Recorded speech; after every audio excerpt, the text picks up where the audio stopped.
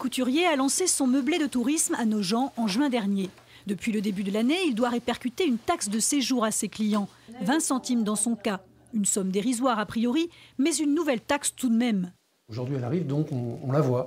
Alors peut-être, je ne pense pas que ça choquera les clients quand on leur ajoutera sur la facture, en tirer à part.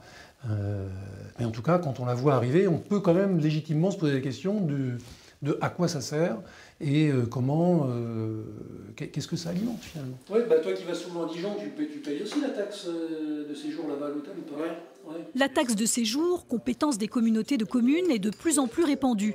Mais pour cet ami chef d'entreprise, elle se justifie mal en présence d'une clientèle majoritairement professionnelle à Nogent. Si on applique ça aux entreprises, pour David, c'est 75% de ses clients, c'est des professionnels.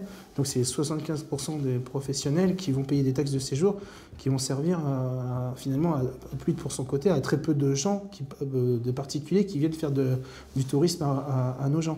Impossible de faire cette différence depuis qu'on a pour tête d'affiche le musée Camille Claudel, rétorque le président de l'office de tourisme, par ailleurs conseiller départemental, qui espère 30 000 € par an sur le Nogentais. C'est pour financer des actions sur de la signalétique, sur des sentiers de randonnée, sur de l'amélioration de la qualité de l'accueil. Le tourisme, c'est surtout du développement économique. C'est ça le principal.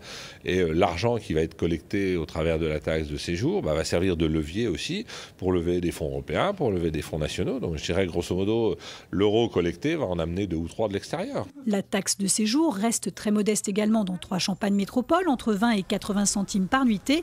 Mais elle doit être doublée à compter du 1er janvier 2019.